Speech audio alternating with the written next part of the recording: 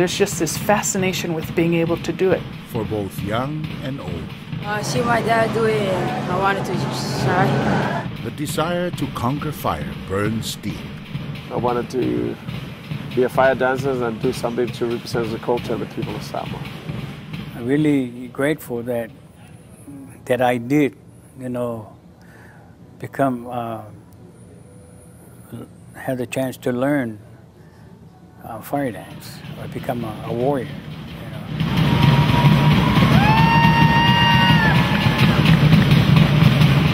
I hope that there's more this young generation will keep on doing that. The popularity of fire knife dancing can literally be seen with a simple search on the internet. Thousands of videos, millions of views. What began as an ancient art form on a small island in the South Pacific has quickly grown into one of the most electrifying forms of entertainment in the world. However the spark catches, however the flame spreads, once the fire is built in them, I believe that they will want to learn more of the culture. During the tribal wars of Samoa, the nifo'oti was used as a weapon in close combat. Described as a war club with carved teeth on one side and a hook at the end, its name was fitting, the nifo'oti, or the deadly tooth.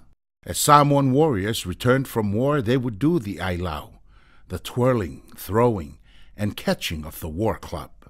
There's a lot of Samoa, things like that. It was all done in rhythm and chants. It's not just twirl the knife and, that's the war from many, many years ago. That's what we use when they fight their enemy. Many of the moves from that ancient victory ceremony make up the motions of fire knife routines today. It's not mine. It belongs to Samoa, so respect the traditional ways. While the ailau, or knife dance of Samoa, has a history going back hundreds of years, the fire knife dance does not. It was created in 1946. And I was the one that started the fire knife. It was easy for me to get job all over the world. Freddie Letuli, he was a young man in San Francisco, Golden Gate Park. They were doing a variety show from all different nations. And he saw some of these jugglers with little fire on the tips going up and down. He said he was watching those dancers. And then between shows, he ran in the back and looked for anything, found some towels, wrapped around their knives, went to the stores. They didn't know where to get the gas. Bought some lighter fluids, squirt on it, light them up. They said, even with that small fire, they all got burned. But it was a beginning, and fire on the knife was born. The young performer from American Samoa, Paramount Chief Letuli Olo Uluau Misilangi, who was nicknamed Freddie Letuli, initiated a spark that caught on in America, especially in Hollywood. It's been wonderful. One of the most important things in my life, because I didn't know that it's going to be like this when I first started. As young men in Samoa and Hawaii heard about and saw what Letuli and his friends were doing, a new generation of entertainers and innovators were born. The Philly dance from 1951. I started 1955. We came up with a different kind of dancing. It was called the freestyle Samoan dancing. There was no routine. It was fast. I believe that him and his brother brought the fire knife dance to a whole new level. You gotta dance like you're actually fighting a war.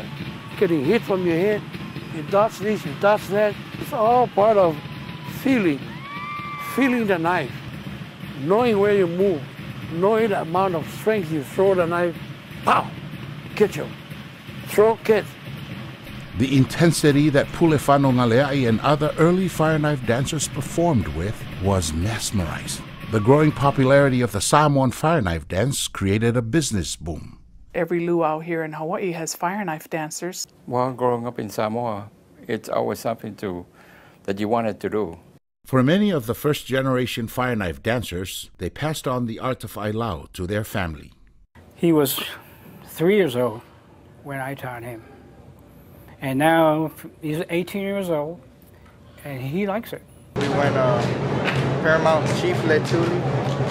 He's the one who started it all, and he trained us for about a few weeks. I mean, I used to watch everyone, you know. I used to watch Uncle Alvin, I used to watch my dad, I used to watch my Uncle Homer, he used to work at Disney. I learned at a young age that it's not always about the motions, it's not about tricks, it's the way you perform it, the way you hold yourself on stage to be a warrior.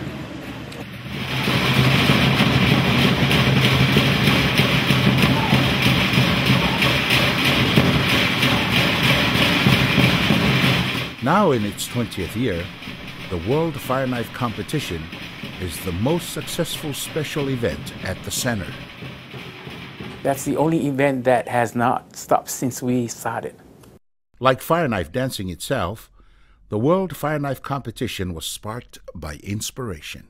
About 21 years ago, we were given the challenge by our president at the time, Lester Moore. I want each of you to write something from your culture that we can promote and sell, that would draw thousands of people to the center.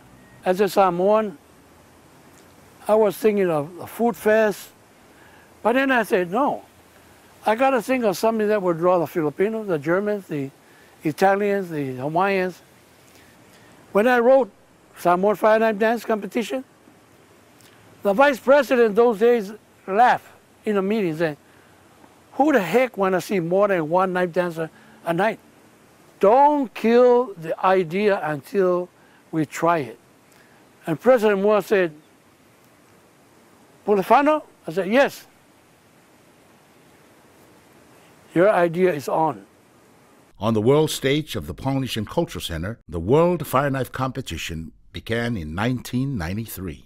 A Toa o Samoa. That's the name I gave the event. I'm a Samoan hero, Samoan brave.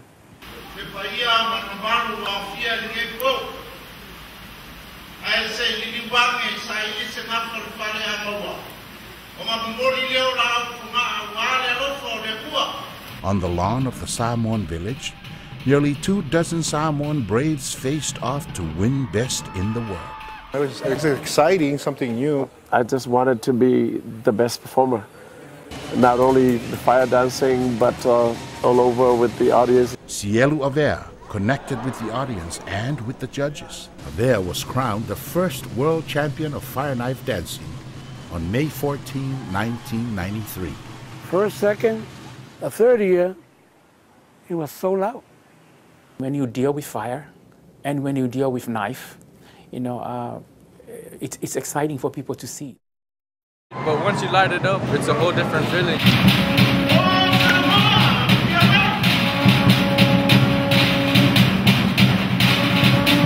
Just hearing the drums beating and, you know, it just, I gotta stand up there and just breathe.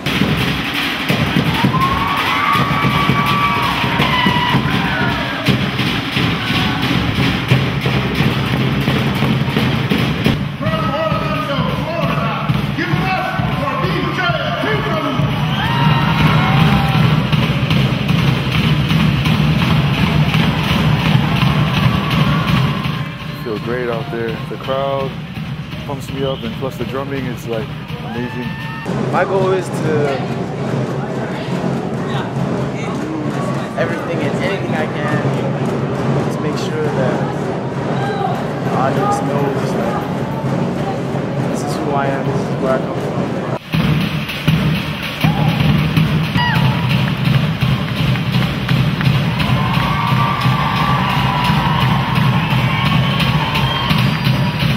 Well, the utmost style is being a warrior.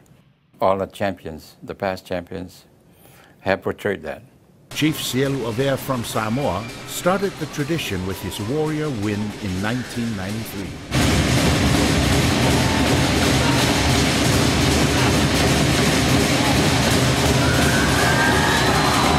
Ifiso'o, a fire knife dancer from Maui, went on to win the world title in 1994, 1995, and 1996. He exemplified to the T what we're trying to showcase to the world what a warrior is like.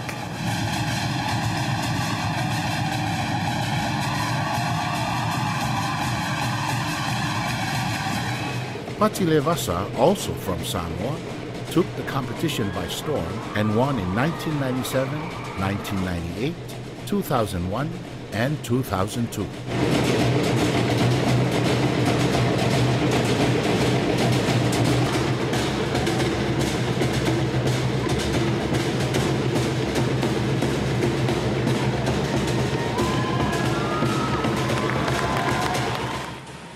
David Ngaleai of Laie, Hawaii won in 1999, 2000, and 2003.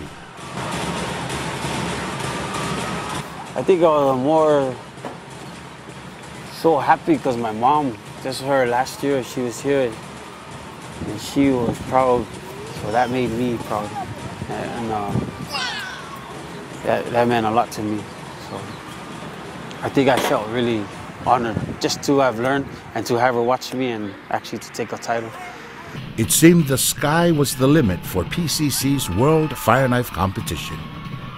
But then our world changed. A plane has crashed into one of the towers of the World Trade Center. Tourism in Hawaii took a hit after September 11, 2001. Financing to improve the World Fire Knife Competition fell into jeopardy. While on a trip to Utah, Longo'itino Apelu, key organizer of the event, met with well-respected Samoan businessman and great friend Tau'ili'ili Henry Matali'i. With the blessing of longtime PCC executive T. David Henneman, Apelu approached Matali'i about possibly sponsoring the World Fire Knife Competition. I have been able to do anything for young people. He agreed to put forth whatever money was needed to keep the competition going. Where else can you have a nice, safe, fun thing to do in something like PCC? The gift from the Matali'i family started in 2002. Henry did not donate to receive attention. He never wanted to be in the limelight. Instead, he sent his brother John to represent their family and present that first check to the winners. 2 years later, in 2004, sadly, Henry Matali'i passed away. And when he died, well, I just kept packing it on. Because it's a family tradition, and I think it was something that Henry foresaw many years ago about the need to the help of his people. For Henry, Laie had a special place in his heart. It was home. His family continues to give to the World Fire Knife Competition to honor Henry's commitment and to give back to the community that he grew up in and loved. I hope they look at it in a way to buy your books, pay for your school, and help your other brothers and sisters and other people achieve the goal that you have achieved. Thanks to donations from sponsors like the Matali'i family and corporate contributors like Turtle Bay Resort and Hawaiian Airlines, the event continues to thrive. What began as a single-day special event now runs for 4 days. With each year comes a new champion trying to leave his mark. 2004 champion Alex Ngaleai.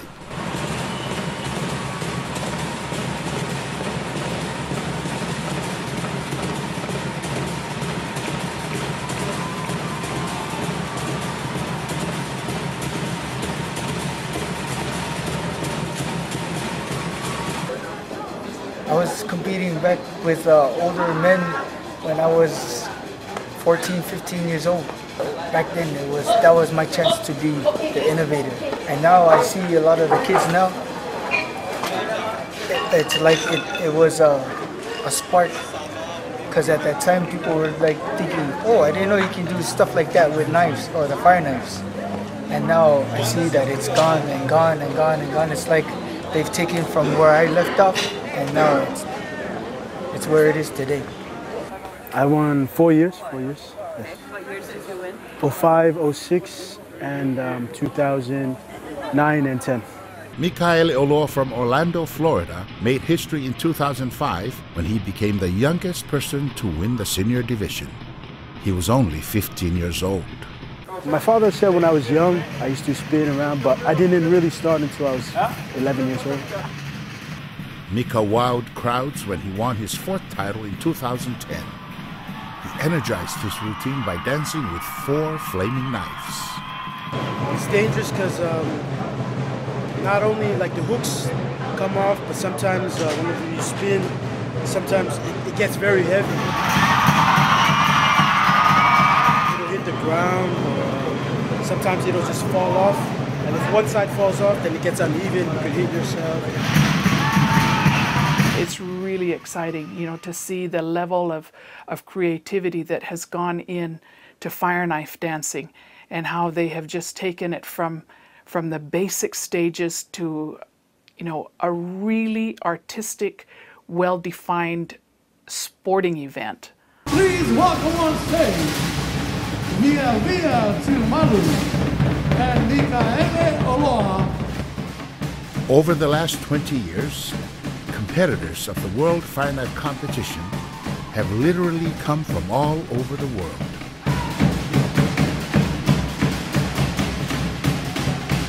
They come from Tahiti, Samoa, American Samoa, Japan, New Zealand, Cook Islands, Korea, Australia, Taiwan, and the United States.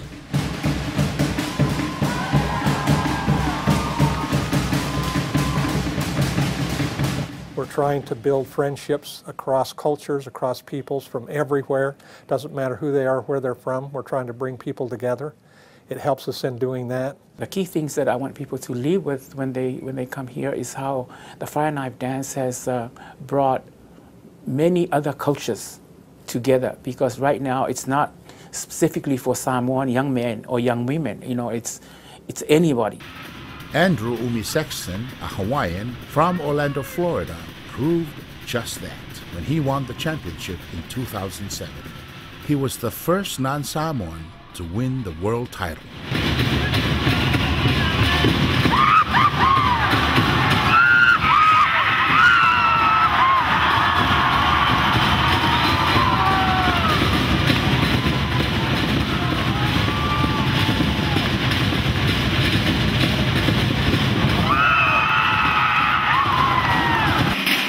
11-year-old Preston Weber from Fort Lauderdale, Florida, won the Junior World Fire Knife Competition in 2010. He made headlines around the world because of how he learned to dance. I saw it at a restaurant before and I wanted to do it, so I just went home and looked it up on YouTube and watched and just practiced and saw how they did it.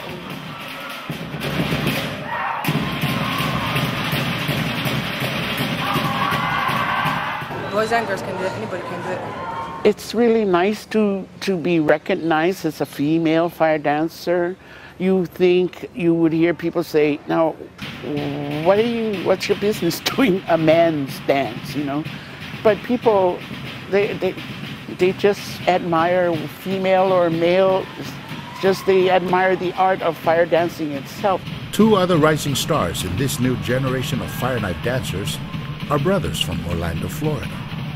We've always shared the stage back home, but we never did anything big like this.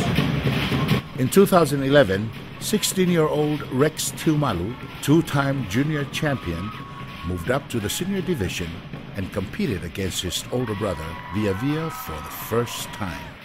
I give a lot of props to my brother. I hope he does good too, you know, and if he does good, better than me, you know, I give it all to him, you know, so. Via, a champion himself, won the title in 2008 when he was just 16 years old, and again in 2011. I think it's a gift from our Heavenly Father that He's blessed me with the talent, you know, to go out there and, you know, express our culture to the people.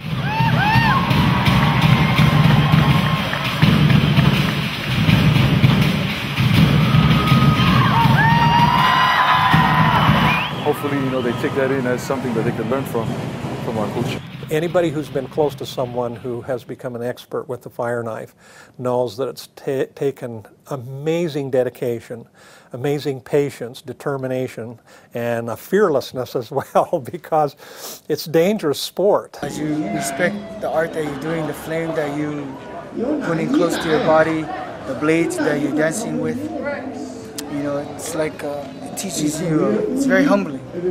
What I learned a lot from fire dancing, and not to be afraid of the flames, and that helps me not to be afraid to face the unknown anywhere you go. If you want to be a good fire knife dancer, the lesson I learned is simple. You gotta practice, you gotta be determined. Basic things in life, if you want to accomplish things, you gotta work hard. I think that they're developing the kind of habits that will help them to be successful in anything that they choose to do in the future. Always around the time of the World Fire Knife Championships, that's when all of a sudden you see kids twirling everything, from umbrellas to golf clubs to baseball bats, whatever stick is lying around, all of a sudden there's this interest in fire knife dancing and twirling. More than 24 kids twirled on the grounds of Laie Elementary. They are fire knife dancing students of former champions Alex and David Ngaleai. I named it after my mom and my sister who passed away, which is Vai Martina. So it's Vai Martina, and that's the name of our class. This is the first time that these 10 are going to compete. They're the first group to come into the class, and I'm pretty proud of them. Just want them to go and have fun, enjoy it. They're kids. I don't want to pressure their mind with the way we were when we were small. I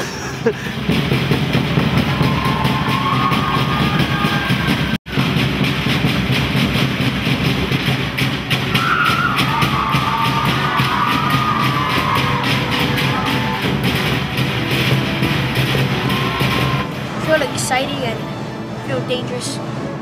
Young warriors are being trained and taught the art of Ailau all over the world by former professionals and competitors. I have about 79 kids, boys and girls.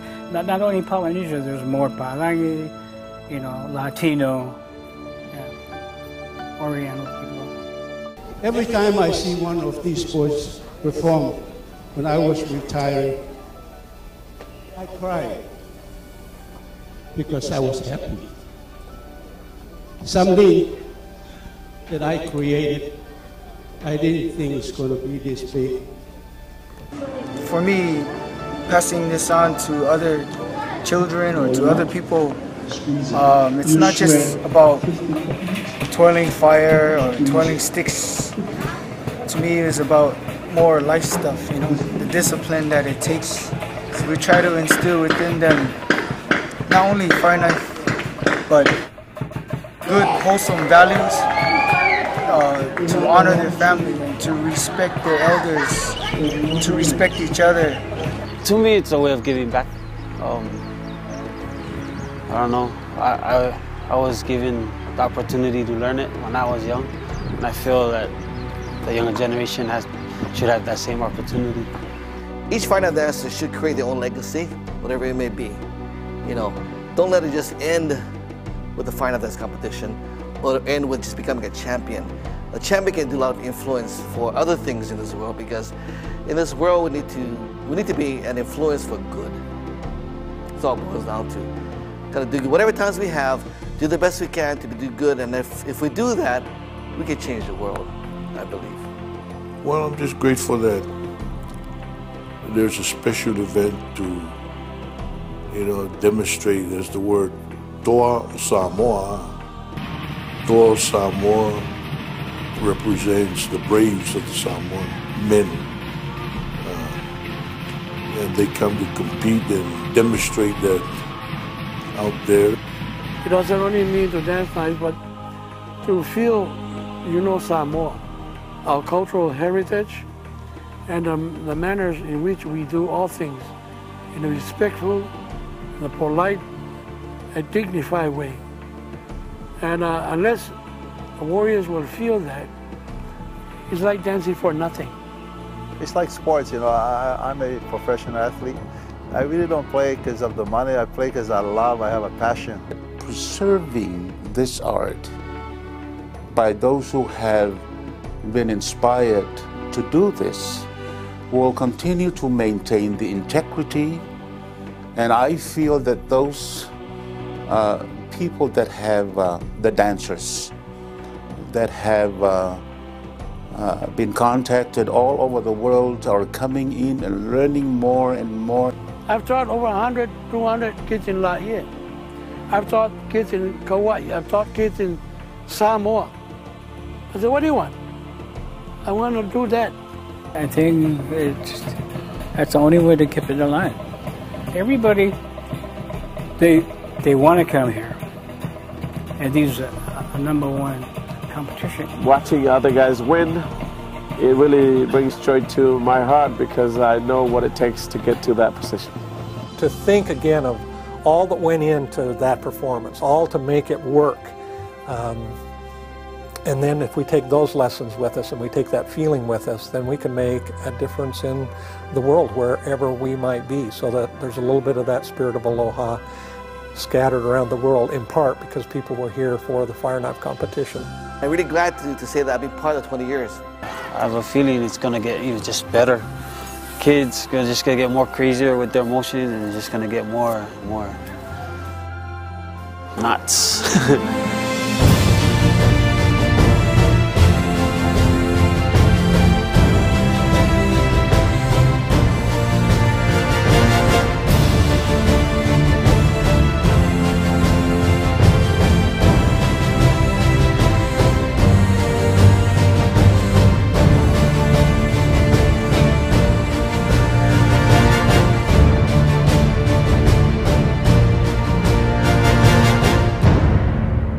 Samoa, Sawia.